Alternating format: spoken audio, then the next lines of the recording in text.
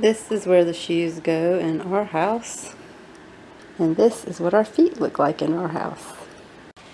Hi there, Angel here. Thanks for joining me at the Natural Lifestyle Show. Today I am talking about wearing shoes in the house. For about the last 4 years we have not been wearing shoes when we go in our house, and we've been asking people when they come to visit to take their shoes off. And that is because our little girl was born early and we wanted to make every effort that we could to keep her healthy and safe, because, you know, she had some issues and it was just, we wanted to do all that we could. Well, recently I have heard about some research that really supports the idea of not wearing shoes in the house.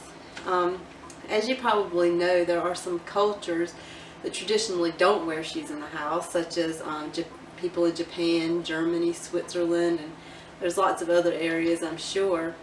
And you know, since we have stopped wearing shoes in the house, I really, you know, feel good about it. It kind of makes it seem like even more of a safe haven. One obvious thing is there's less dirt in the house, which is always a good thing when it comes to cleaning up.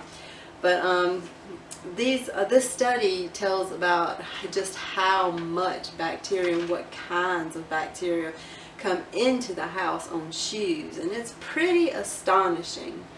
A recent study at the University of Arizona found 9 species of bacteria on shoes, including bacteria that can cause infections in the stomach, eyes, lungs, and probably other places as well. Also, Good Morning America tested bacteria on the bottoms of 8 people's shoes, and they found that one person's shoes contained 66 million organisms.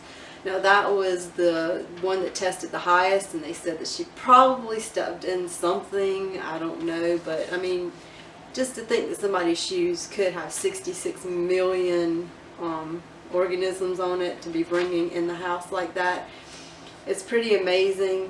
And the research also shows that these bacteria can live longer on the bottoms of the shoes because all the debris that's picked up on the shoes is food for them. So that's interesting as well. And they also found that up to 90% of the bacteria can transfer onto the floor. So if you're coming in your house, you know, you're bringing in germs from everywhere and just tracking them all over your floor if you're wearing your shoes. And that's just not cool. That's really not cool. Let's see. Apparently there's thousands of bacteria on toilet bowls.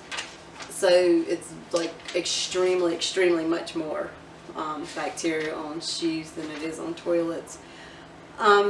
Apparently I think it would, from what I read, it seems like it took 3 days, I believe. Like if you put your shoes in the closet, it would take about 3 days for the bacteria to die off. They said to wash your hands, of course, after you handle your shoes, or washing your shoes in the washing machine with detergent and cold water would kill the bacteria as well.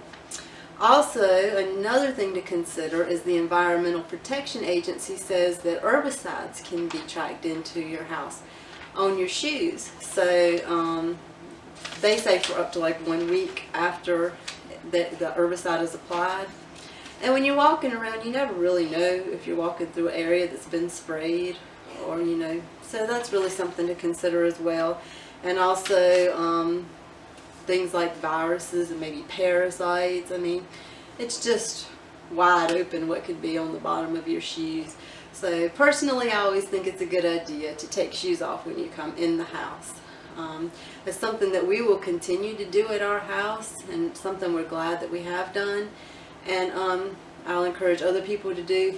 And the article on ABC News, they talked about the etiquette of whether or not you should ask people to take their shoes off at your house. Personally, I don't have a problem with it, because if it's your house, it's your preference, and I've never had a problem taking my shoes off when asked at someone else's house either. So I mean, personally, I think as long as you ask nicely, you know, please take your shoes off, that's just how we, you know, what we do here, I don't think it would be a problem. But 2 suggestions were to maybe have clean slippers or clean socks for people to put on if they want to put something on when they take their shoes off. And, you know, that sounds like a good idea. So just a little bit something to think about today. Leave your comments below and let me know what you think about the situation. And we will be making another video very soon. And you have a great day, and God bless you, and thank you so much for watching. And also, I would like to invite you to join our group called Living the Natural Life on Facebook. The link will be in the description box below. And also, please sign up for our newsletter so you can stay in touch with us. And see you later. Bye. Thanks for watching.